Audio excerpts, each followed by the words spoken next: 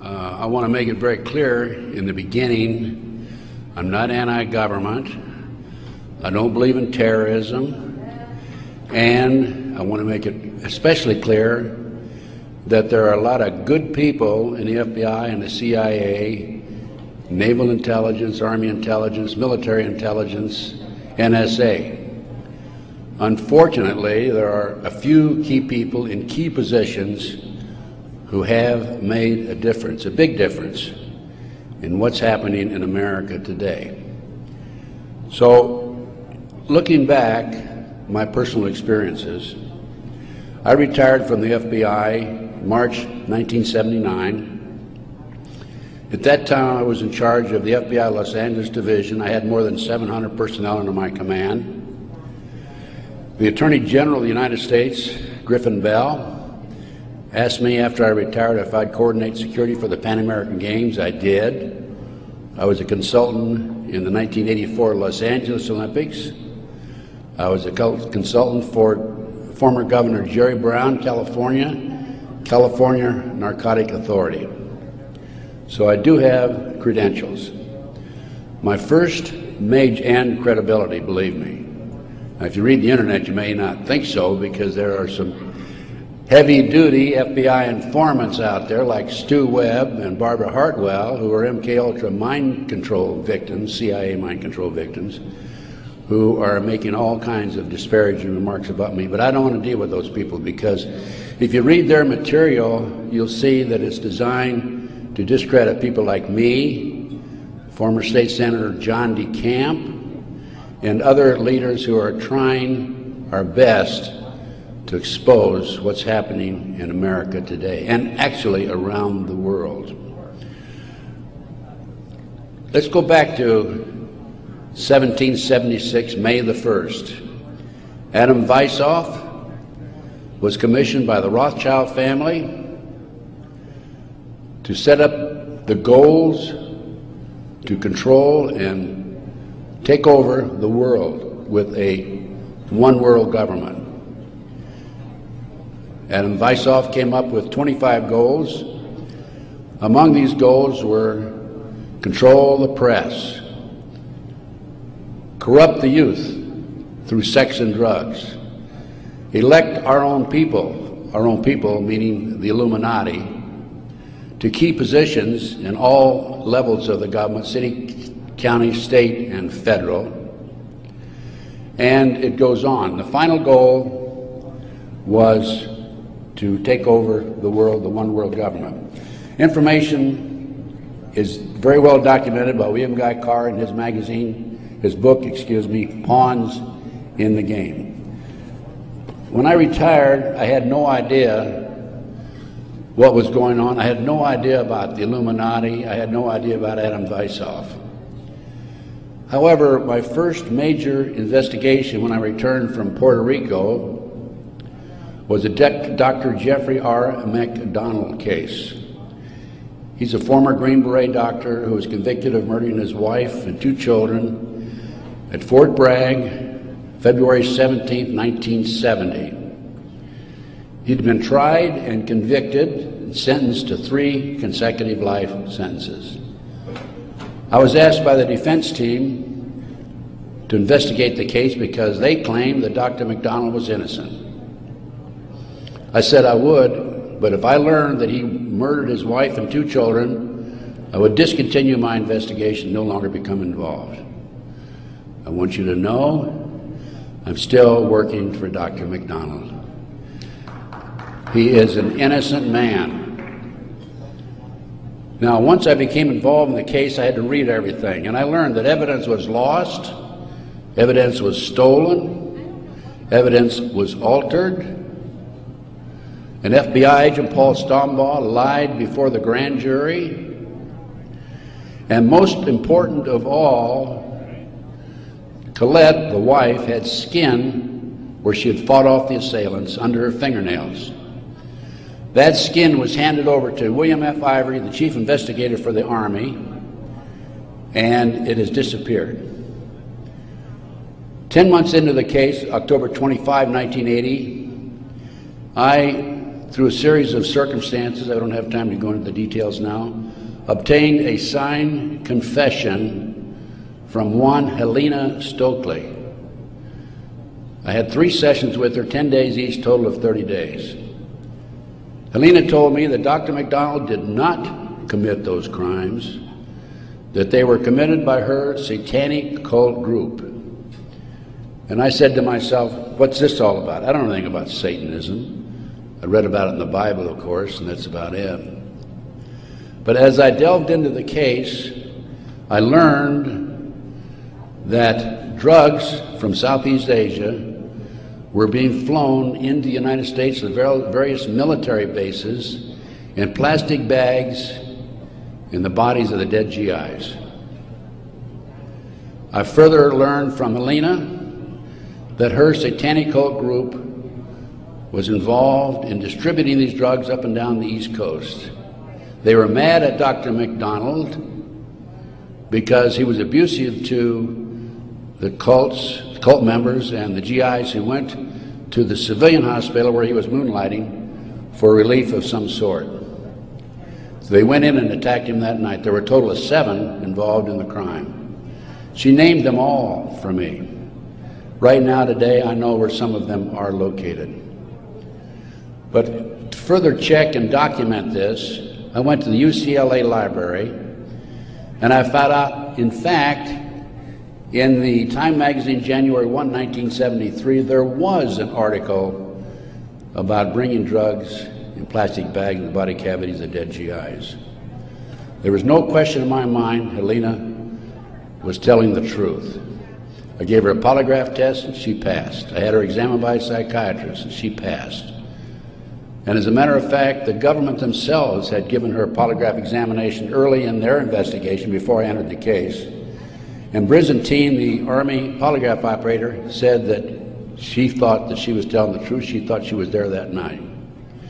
Now, the most recent series of events in the McDonald case, now I'm telling you a little bit about the McDonald case because that's what woke me up as to what was going on. It was after that I started researching and went back and found out about the Illuminati. Illuminati/Satanism. It was after that I learned considerable more about what was going on. And the most recent information, Dr. McDonald, who's been in the penitentiary for some 25 or 26 years now, appeared before a parole board just 2 days ago, his first that he's ever appeared before a parole board. And the reason he had never appeared before is because, in his opinion, had he appeared before, it would be an admission of guilt. In this particular instance, he still claimed he was innocent, but he did appear before the board because he's a newly-wed individual with a woman named Kathy. And of course, if you read the papers in the last 2 days, his parole was turned down, and the parole board made him eligible for another hearing in 15 years. This poor man not only lost his wife and 2 children, he has served 25 years in the penitentiary and another 15 years to go. He's 61 years old. I am still working the case.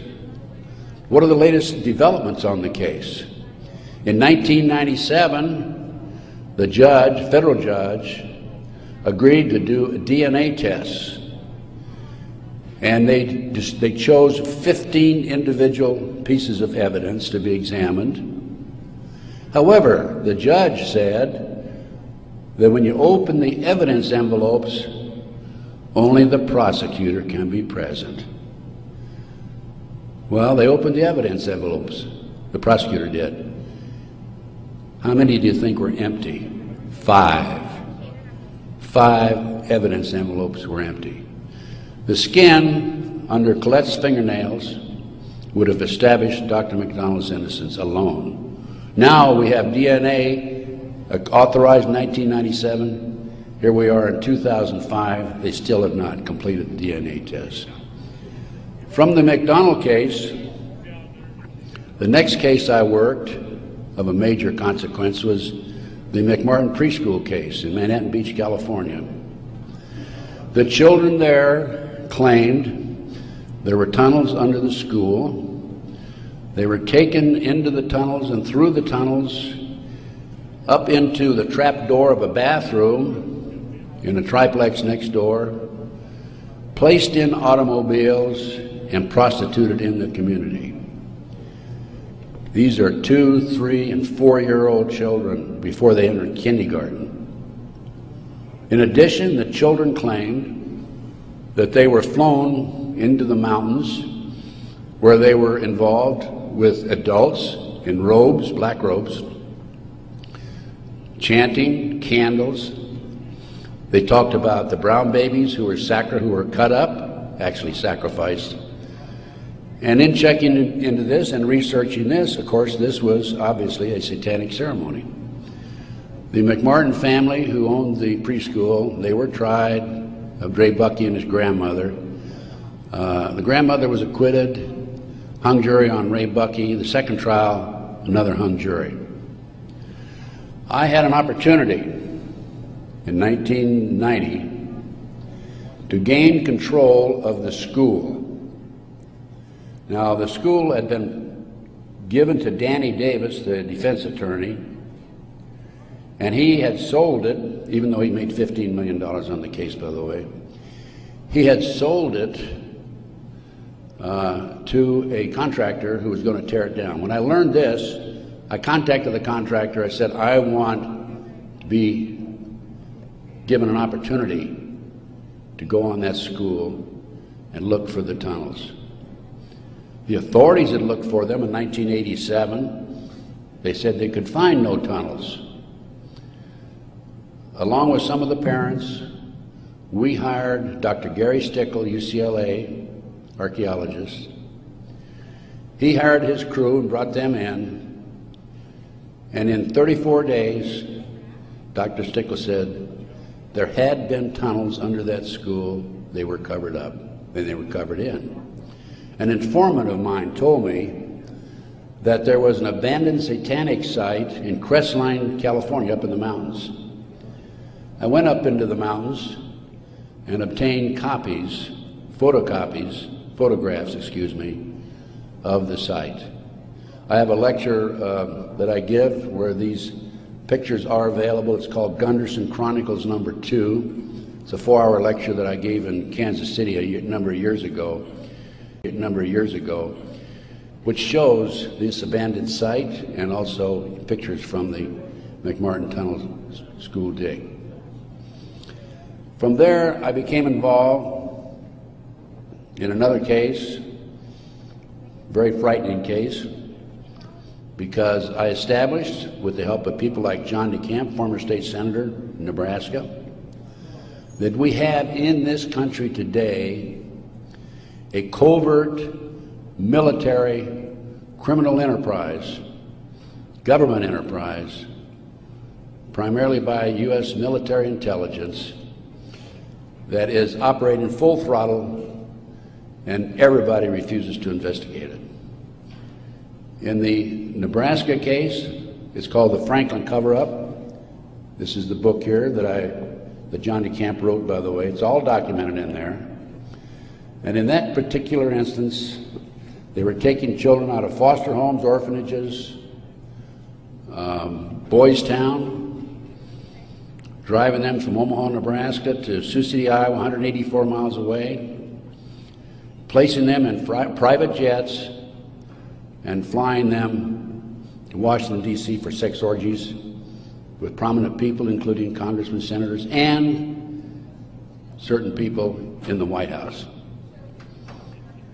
It's well documented. I have personally talked to Paul Benassi. I had a 5-hour interview with him. It's a tape that's available. I don't have it with me here, but you can order it. I have a 5-hour interview with Paul that he gave me in 1993. Paul told me how he was used. He was part of the kidnapping crew and was used as a decoy when he was 10, 11, 12 years old in parks, shopping malls, to attract the children over near where the adults were in a car waiting for them. They throw them in the back seat, chloroform them, and make off with them. Paul also told me that these children Many of them become sex slaves. Many of them are used as toys. The boys, they call the boys toys. I don't know what they call the girls. But these degenerate, sick people, the men are more interested in the little boys than they are the girls for some reason. But it's all well documented. Paul drew the inside living quarters of the White House. Now, this information broke in about 1987. That's about right after I entered, just before I entered the case. I replaced a fellow named Gary Caradori, who was the investigator for a Nebraska Senate committee. Gary met the official photographer of the group, who had split from the group, defected, and agreed to take the pictures that this official photographer gave him, and they met in Chicago, agreed to take the pictures back to the committee. He flew out of Chicago in his private plane, a short distance out of Chicago. The plane exploded midair, and his briefcase has never been found. He and his 11-year-old boy died. His briefcase has never been found. The rear seat of the airplane has never been found. I had made every attempt possible to obtain possession of or control of that plane, because I wanted to examine it for bomb chemicals, particularly the back seat. It's no longer available. Nobody knows what happened to it. Gary Caradori was a civilian, yet it was taken to a military base for examination. A deputy sheriff was the first one on the scene. He saw the pictures. He started picking up the pictures. An FBI agent came along, took the pictures away from him, told him to keep his mouth shut. He started talking to a few people. A year later, his wife was murdered. He's no longer talking. This international child kidnapping ring, I later learned, was out of Washington, D.C.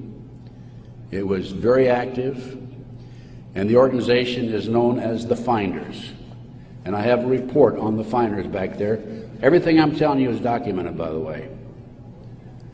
The Finders has been established and operating throughout the 1960s up to the present time. It was exposed in 1987. They moved their operation to Wichita, Kansas, and they're operating right today in Wichita, Kansas. I have taken my report to the FBI a half a dozen times, demanded an investigation, and I have yet to be interviewed. So we have the Finders, we have the Franklin cover-up, which documents what I'm telling you. We have the pawns in the game. Pawns in the game is the Illuminati. This is the Illuminati/satanic movement in this country today. And the last thing I'm going to mention in the way of a book is why Johnny can't come home. Johnny Gosch was, September the 5th, 1982, a newspaper boy on a Sunday, and he was about to deliver his newspapers in West Des Moines, Iowa. He never delivered any newspapers. He disappeared. The mother, Noreen Gosch, was dumbfounded, didn't know what happened, demanded an investigation of the FBI and by the West Des Moines Police Department. The chief of police in West Des Moines said to her, even though he's disappeared, we do not have any witnesses who saw him being grabbed and placed in a car or being taken control of. So we're not going to investigate it. The FBI used the same premise. They refused to investigate it.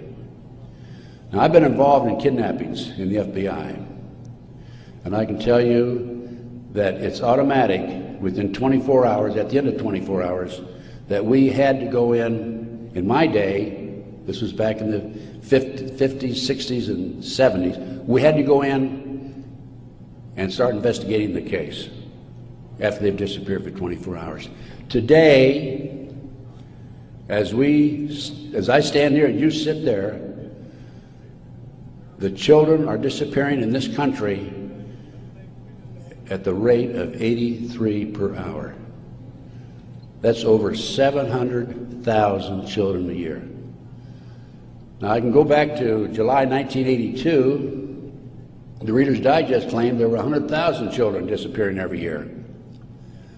There's another statistic that I find very interesting, and that is that it is estimated 2,500 children are kidnapped and murdered in this country every year. That's an unbelievable figure. Yet, the FBI refuses to investigate it. Now, after the Nebraska case, and part of the Nebraska case, most recently, we have a young man named Jeff Gannon, who has appeared in the White House using a fraudulent press pass. This has happened within the last month. Certain people in the White House were questioning him and were suspicious of him because when he would engage in a press conference with the president, President Bush, he was asking what they call soft questions. Soft questions meaning the president would have an answer for them, he'd look good. Somebody started checking into his background. They learned that he was actually an individual named Jim Guckert. This is all on the internet, by the way. And Guckert had a homosexual website. So Jeff Gannon is an alias of Jim Guckert. Now his picture appeared in the internet, and he is believed to be Johnny Gosch, who was kidnapped September the 5, 1982. The mother, Noreen Gosch, who wrote this book, Why Johnny Can't Come Home, I have a 2-hour interview with her on video, available again if you want to check my order blank.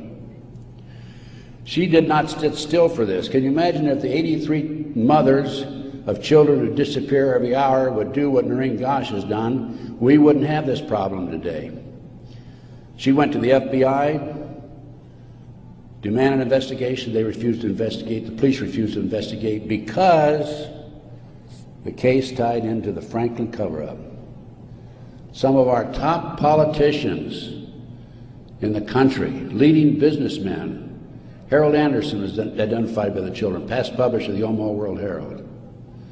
The head of the Nebraska Forestry Service was identified by these children. There 80 children came forward in this Nebraska case. And it goes, as I said, right up to the White House. In 1987, according to Paul Benassi, he was furnishing toys, or little boys, young boys, to the sick people, certain sick individuals in the White House itself. I have the names of some of these people. No need to mention it here.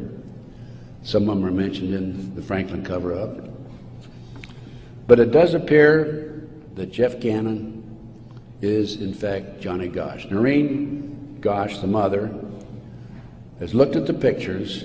She believes it's Johnny Gosch because he has a scar on his right cheek about the size of a nickel. It's white.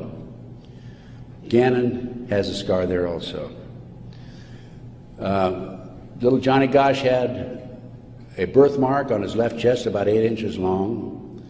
From looking at pictures of Jeff Gannon on the internet, it appears that he had a birthmark at one time, and there's been an attempt to erase it.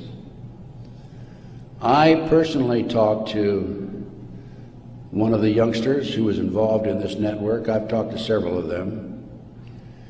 And he assures me that Jeff Gannon is, in fact, Johnny Gosch.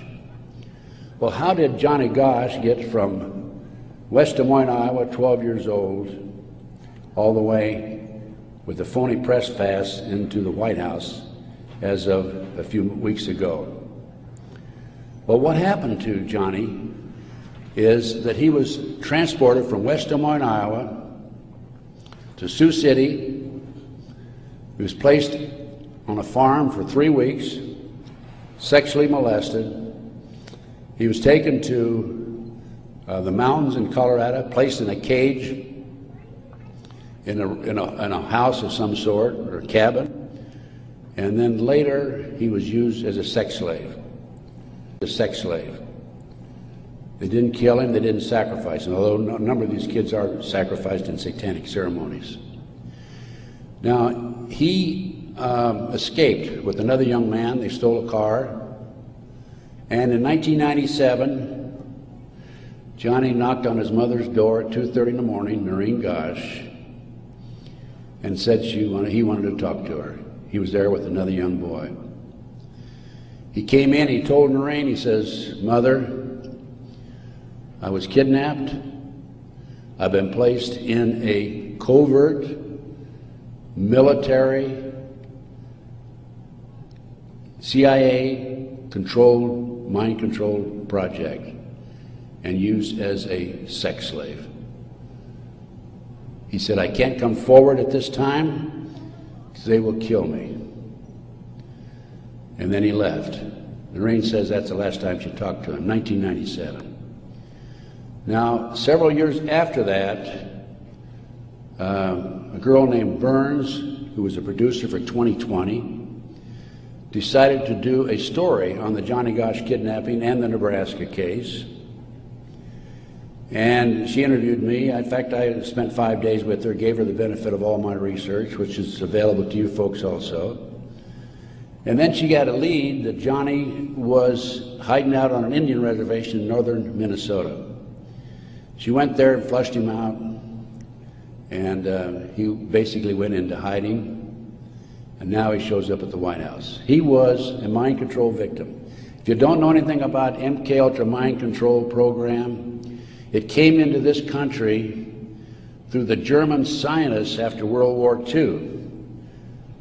They were involved with the Nazis during the war and prior to World War II in developing robots and individuals to be used on command for anything that they wished, including assassinations and other nefarious activity. The MKUltra program, CIA mind control program, was investigated by Congress in 1987. Congress said, CIA, you got to quit doing that. You're bad boys. And they said, we will quit. Don't kid yourself. It's very active today. There are people like Barbara Hartwell out there who are mind control victims. She's another one who's been bashing me. I must be doing a pretty good job because I wouldn't have these people criticizing me on the internet like they do. And of course, it doesn't bother me in the least. But going back to the Nebraska case, MKUltra, a lot of this training took place at Offutt Air Force Base in Omaha, Nebraska, which was Strategic Air Command headquarters.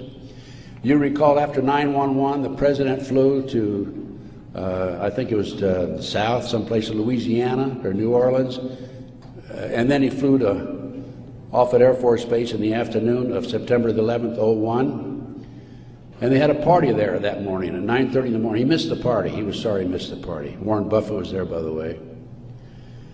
And the MKUltra program has been very actively administered, not only at Offutt Air Force Base, at Fort Bragg, North Carolina, the place where Dr. McDonald's family was slaughtered in 1970.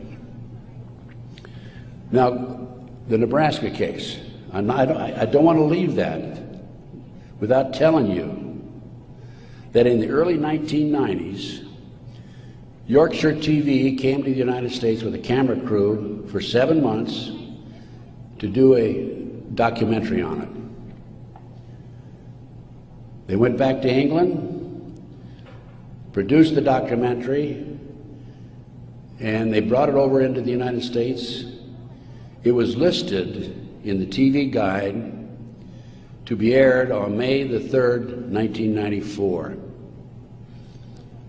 When certain members of Congress found out about it, they threatened the cable industry with restrictive legislation Somebody anonymously bought up the rights to the videotape or the documentary and ordered all copies destroyed. I just happen to have a bootleg copy of that documentary, and it is available. I have been selling these and these books and getting this report out of mine to anybody that's interested in it. And by the way, I have a 5-package deal for you at about a 15% discount, 15 to 20% discount if you buy all 5 items. So about 6 months ago, as any good investigator would do, I said, I'm going to get a copy of that TV guide. I didn't have a copy. John DeCamp had one at one time, couldn't find it. That's typical of John, by the way. Good friend, great guy. And so I said, I'm going to get my own copy. So I wrote to TV Guide people. And I received a copy of the TV Guide for May 3rd, 1994. 10 p.m. Discovery Channel. It's not listed. A nature show is listed instead on the new reprinted edition. I'm not going to be outfoxed by these people. I went to the Los Angeles Times TV log. It's listed, Conspiracy of Silence. I called a friend of mine in Philadelphia, and I said, check the TV log for the Philadelphia Inquirer. Conspiracy of Silence is listed in the Philadelphia Inquirer. The power of the press. They changed and reprinted the whole TV guide. It never has been shown publicly in the United States, and I doubt if it ever will be shown publicly. But as I said, it is available to you. Now, that's not the end of the story for me, because I am continuously probing, continuously working, continuously talking to various sources and putting it on paper and documenting and getting the word out. This is the direction that we have to go. Americans, for the most part, are oblivious to what's really going on behind the scenes. One of the things that, in addition to the McDonald case, that got me thinking was the Jack Kennedy assassination. So I checked into that, and by the way, I used to be in charge of the FBI in Dallas, and also I was in charge in Los Angeles after Dallas. So in checking into the Jack Kennedy assassination, I learned, no question about it, that it was a joint hit by the CIA and the Chicago mob. Sam Giancana, head of the La Cosa Nostra in Chicago, 3 days before he was to testify before Congress, was shot and killed, murdered. This encouraged me to do some more checking into some of these national terrorist acts that have taken place and other cover-ups in the United States. I interviewed the naval intelligence officer who on December 4th, 1941, received information that the Japanese were going to bomb Pearl Harbor. We had broken the secret code of the Japanese. He told me personally, on December the 4th, he gave it to his superiors. They passed it up the line. After Pearl Harbor, he was subpoenaed to testify before Congress. His boss called him in and said, don't worry about it, don't respond to the subpoena. Someday you'll know why. He never did testify before Congress. And he recently passed on, by the way. So we have not only a cover-up in these other areas, but looking at the national picture, Pearl Harbor. And look at Waco. The military was involved in destroying and shooting and killing, and also the FBI, women and children in Waco. They used tanks, military tanks, in violation of posse comitatus, which is a law that says the military cannot be used to enforce a civilian population. They got away with it. There's an interesting story. I did some research on Waco. As I've told you, I've done a lot of research. And in many instances, I've not only been there, I've done that, and I've been on the scene. I've spent most of my retirement money investigating these matters, including Oklahoma City, and I'll go into that in just a minute, 911 and so forth. But in Waco, there were 4 BATF agents who were shot and killed. Some of the Branch Davidians were tried, sentenced for these, quote, murders, and are serving prison terms today, probably for life.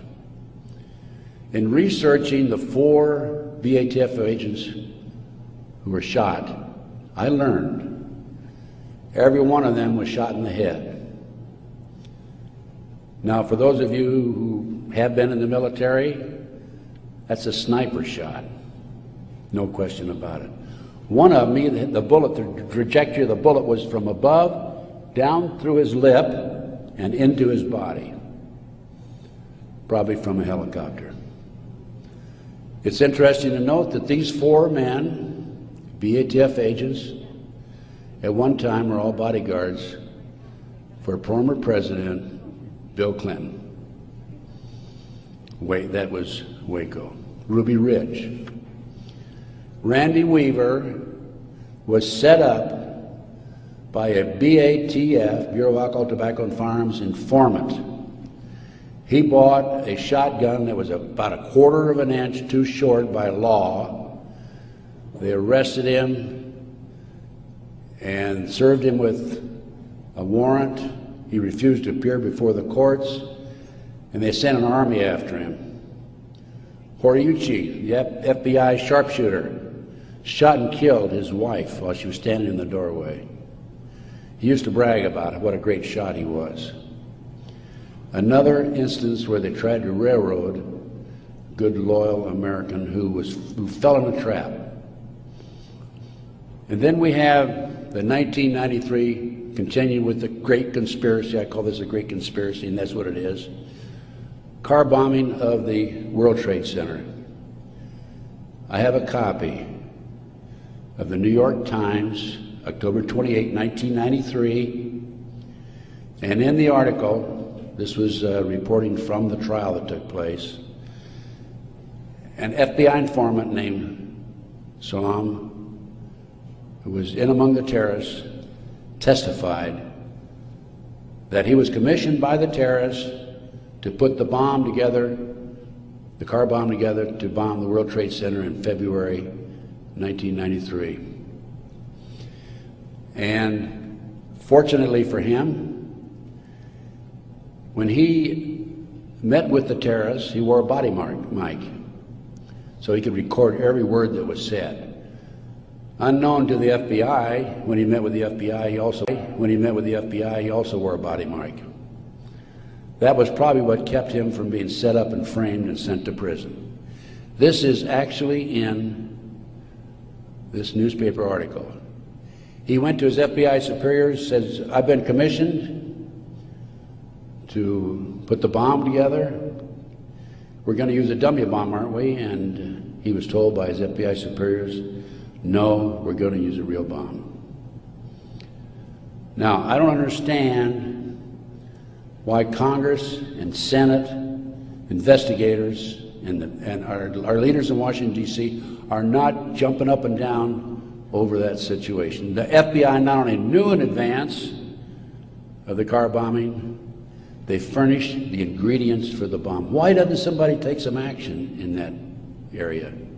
Why doesn't somebody investigate this international child kidnapping ring being operated by the CIA?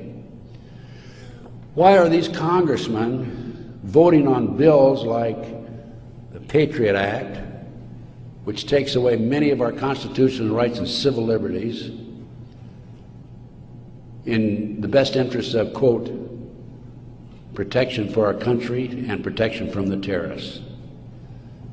Let me tell you something, ladies and gentlemen. There are people in our government, a rogue outfit, whatever, I'm not sure, who are actually behind these terrorist acts.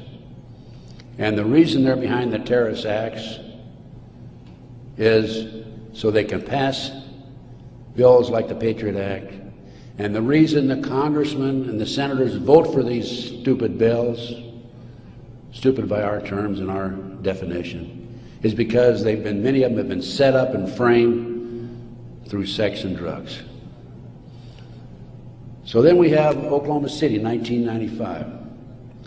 I personally made 2 trips to Oklahoma City. I investigated Oklahoma City. Because of my report, the defense attorney for Timothy McVeigh sent 2 of his investigators to interview me. I spent 4 hours with them. Actually, I got a lot of information out of them. For example, they told me that they were allowed to tour the remains of the Murrah building in Oklahoma City in the presence of a U.S. Marshal, but they were not allowed under any circumstances to take soil samples or to pick up any evidence for examination. Stephen Jones was their attorney. I heard that they were going to tear down the building. Now, you can trace bombs through what they call the taggants, the chemicals. When I heard this, I called John DeCamp. I said, John, we've got to prevent that building from coming down. And I actually called an outfit in Chicago, the Pat Kennedy Group, who were specialists in examining evidence of this type. And John called McVeigh's attorney, Jones, and because John had a client he was representing who was involved in the case, Jones said, I'll handle the paper, we'll have a hearing, we will prevent that building from coming down. The next thing we heard, the building was coming down. John called Jones, what's going on? And he had no good answer for it. That was evidence. I've been at many a crime scene, and it is critical that the evidence be preserved. That was a huge cover-up. McVeigh wrote a letter to his sister. McVeigh was in Special Forces. The government says, military says, oh no, he flunked out. He didn't flunk out. He was recruited out of Special Forces, according to him, a letter he wrote to his sister, to be trained to be a CIA assassin and also to work for the CIA international drug operation, both against the competition and for the CIA pro-drug people. McVeigh was, in my opinion, an MK-Ultra mind control victim. He was visited in prison in Oklahoma and in Colorado by Dr. Jolly West. This was secret, by the way. I happened to find out because I made some phone calls to the right people. Jolly West was one of the foremost leaders, along with Sidney Gottlieb, in the CIA's MK-Ultra mind control operation. Why would somebody like Jolly West go interview McVeigh, not only in Oklahoma but also in Colorado during the trial? Because he was a mind control victim himself. At one time, it was reported, I think in the U.S. News and World Report, that McVeigh had a microchip in his buttocks. Our military reportedly have been using microchips to keep track of their soldiers. The bomb in the truck allegedly was a fertilizer bomb. The government first announced that it was a 1,500-pound bomb and then a 2,500-pound bomb, and I think it ended up being 4,800 pounds. That bomb that was in the truck destroyed half the building. A 4,800-pound fertilizer bomb, ammonium nitrate fertilizer bomb, dissipates and did not have the potential, the possibility of destroying that much of the building. After the Oklahoma City bomb went off, I had a call from a friend of mine, Michael Riconosciuto. For those of you who are making notes, look up in the internet, R-I-C-O-N-O-S-C-I-U-T-O. Michael Riconosciuto. I've been working with Michael since the early 1980s, 82 is when I first met him. He was a CIA agent, operative for some 2 decades. He was also an FBI informant at one time. His father owned the Hercules Manufacturing in Silicon Valley, California. Hercules Manufacturing developed what is known as the electro-hydrodynamic gaseous fuel device, which is a highly classified bomb. The bomb was actually manufactured by Dyna Nobel out of Salt Lake City.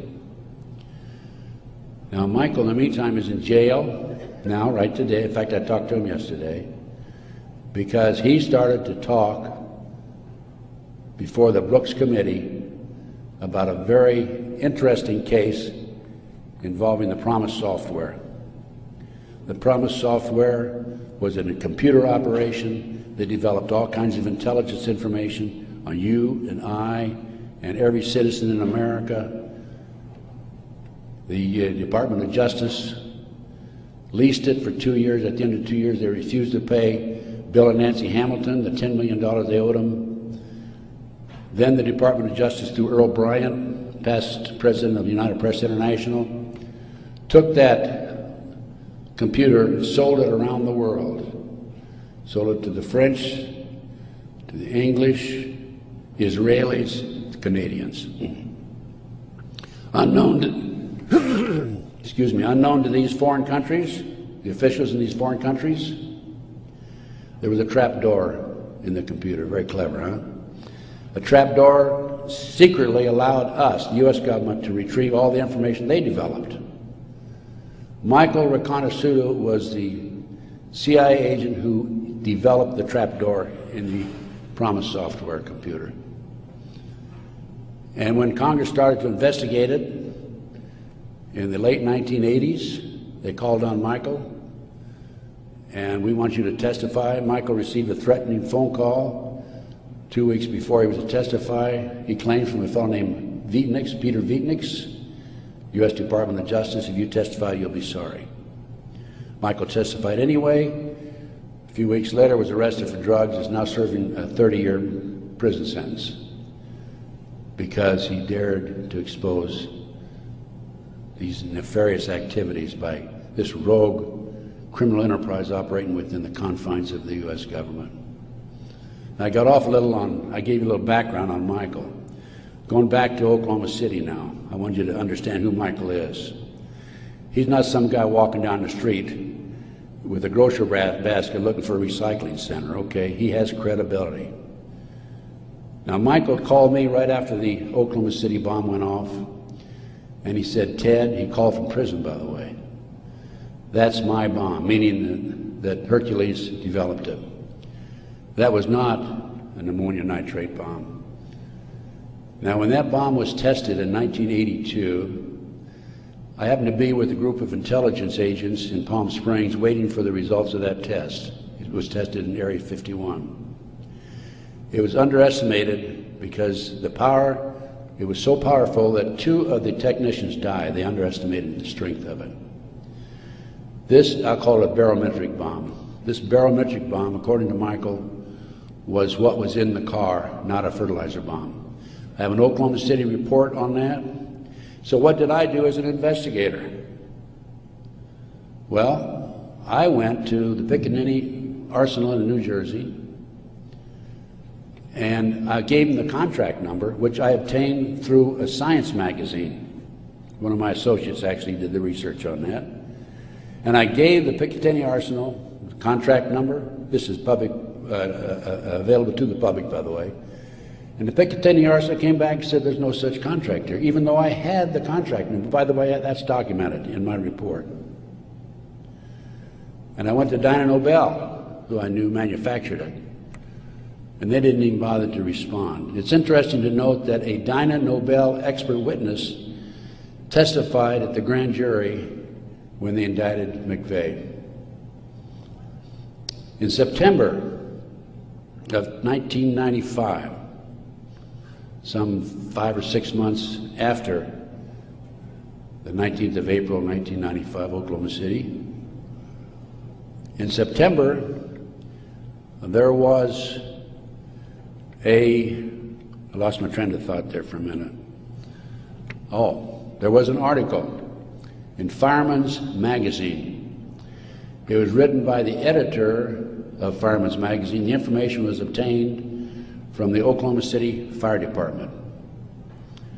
And in that article, again, that's in my report, in that article, it states that 4 unexploded devices were taken out of the building. When people were in the building after the bombing, dying, they discontinued the rescue efforts for some 5 hours while they carried out a bunch of government files, men in blue suits of some sort, sweatsuits. So what I'm telling you is, Oklahoma City was perpetrated by certainly people other than McVeigh and Nichols, and now Roger Moore, if you read the paper recently, the gun dealer who claims that he was robbed of his guns in Arkansas and that money was used to finance the Oklahoma City bombing. Roger Moore has been accused by Terry Nichols of being involved in it. Roger Moore denies it. Roger Moore, at the time of the Oklahoma City bombing, was an FBI informant. I had an inside investigator in Oklahoma City tell me that there were at least 11 other individuals involved in Oklahoma City. Okay, that brings us up. We've gone through Pearl Harbor, Waco, Ruby Ridge, car bombing 93, Oklahoma City 95. That brings us up to 9/11. As I said, Michael's in prison. I'm his, quote, investigator of record, which means I'm like an attorney. I should have access to him on a regular basis. I represent this man. For a year prior to 9/11, actually a year and a half, I tried to get in and see Michael. He was in prison in northern Pennsylvania. I was in the Philadelphia area. The Bureau of Prisons would not allow me to see him. I finally was able to talk to Michael in January 2003. I flew to the East Coast, spent 3 days with him. Michael told me that he had developed information from among his contacts in advance of 9/11 that they were going involved in using missiles, airplane missiles, and they were going involved in skyjackings. They were training Arab terrorists, and also he knew the identity of the person in the United States, an Arab who lived in Paterson, New Jersey, who was the leader of terrorist activity by the Arabs in this country. Now, Michael had this information because, you're saying, how could Michael develop this information being in prison? Because I met with Osama bin Laden, along with Michael, and along with the State Department representative in the spring of 1986. At that time, I was contacted by a former top Ronnie Reagan official who said, can we help the Afghan rebels? They were our friends then. And I called Michael, I said, what do you think? And he said, let's meet. So there was a fourth fellow there. We didn't know at the time it was Osama bin Laden. Has actually used the name Tim Osman, traveling under Turkish passport. But because of Michael, I passed the ball to him. I just arranged for the meeting and went on. But Michael traveled all over the world putting this package together to furnish the Afghan rebels with the surface-to-air missiles that defeated the Soviets, really, shot down their helicopters. As a result of this, Michael developed sources inside the Arab world. And that's how Michael knew in advance about 9/11. Michael told the FBI on March the 20th, 2001, about this plan to use skyjack airplanes and use them as missiles. He also furnished to the FBI one of his sources, one of his confidential sources inside the Arab group. The FBI interviewed him, threatened him with prosecution, and deported him. That man, along with his family, have disappeared. We think that they're dead. The FBI refused, absolutely refused to look into this situation. More shocking is that Michael had the names of the people who were obtaining the false names of the people, the Arabs who were obtaining false passports. Had their names. He had the source who could furnish him that information.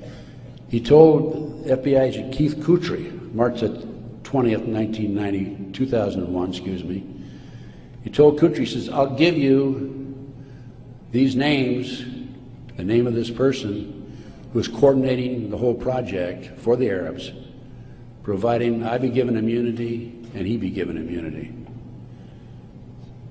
Mr. Kutry, in spite of the fact he was armed with this information 6 months prior to 9/11, came back 2 days after 9/11 on the 13th and saw Michael in prison again. Accused Michael of being anti-government, anti-FBI, being a publicity seeker, and so forth, being disloyal. And so Michael, of course, didn't have much to say after that. Michael's still in prison, as I said.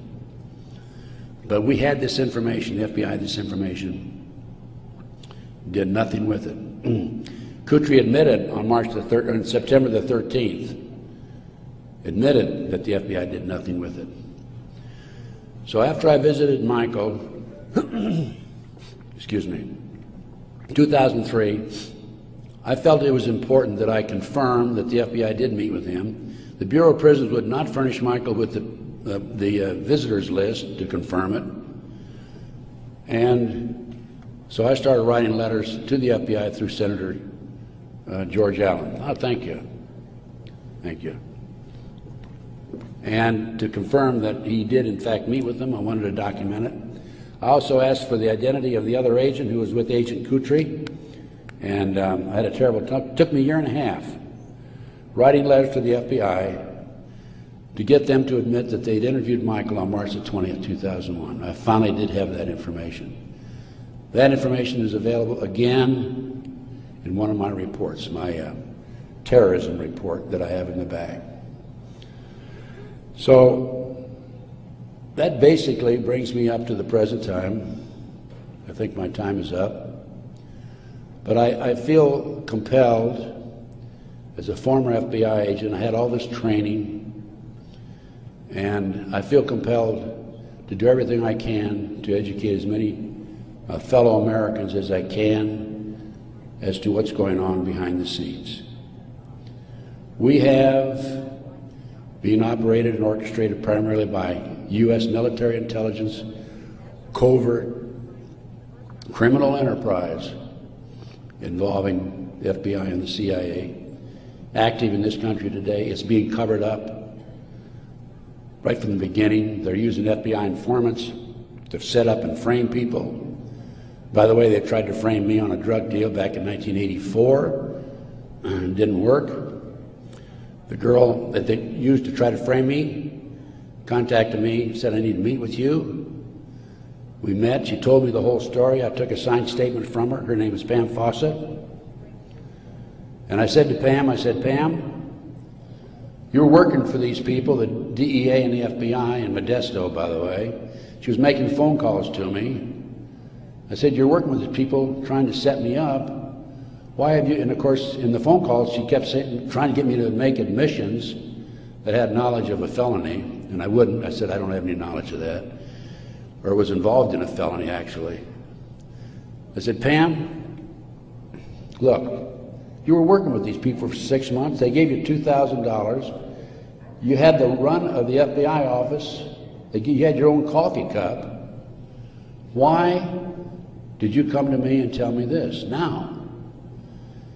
And I'd helped her, give her a little advice about her 14-year-old son. in the interim, you know, talking back and forth as any individual would do who might be able to help. And she said, "Ted, I woke up the other morning and I realized you're the only honest son of a bitch I've talked to in 6 months." Those were her exact words. The FBI not only tried to set me up on a drug deal, I've also been the victim of 4 separate investigations. They tried to set me up on a fraud case in Dallas. And most recently, very frankly, I've been under surveillance, heavy surveillance. I've had illegal entries into my car, into my apartment. There's been attempts to gas me within the last month. And I was able to anticipate it and avoid it.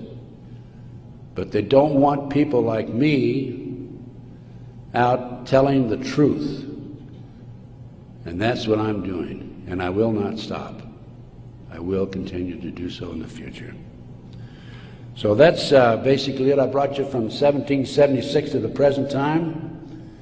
We went through one conspiracy after another. Brian Gimble was interviewing Jim Nichols, Terry Nichols' brother, on national TV after the Oklahoma City bombing, by the way. And I had given Jim Nichols my Oklahoma City bombing report.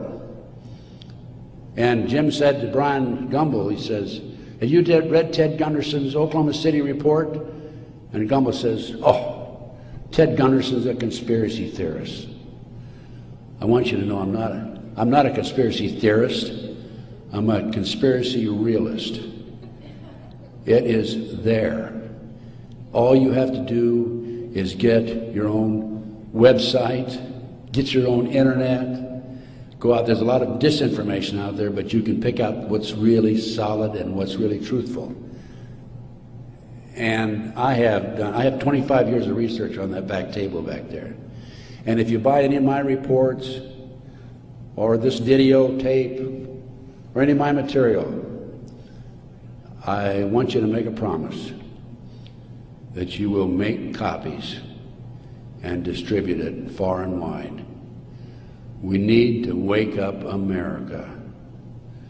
Right now, let me emphasize again, I'm not anti-American. I don't believe in violence. I believe in change through legal means.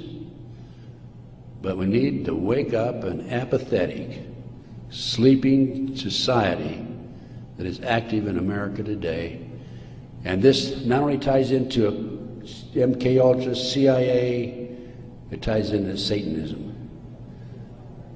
There are approximately 4 million practicing Satanists in America today involved in the Nebraska case. And I can go on about satanic cults for another hour, but I think my time is almost up.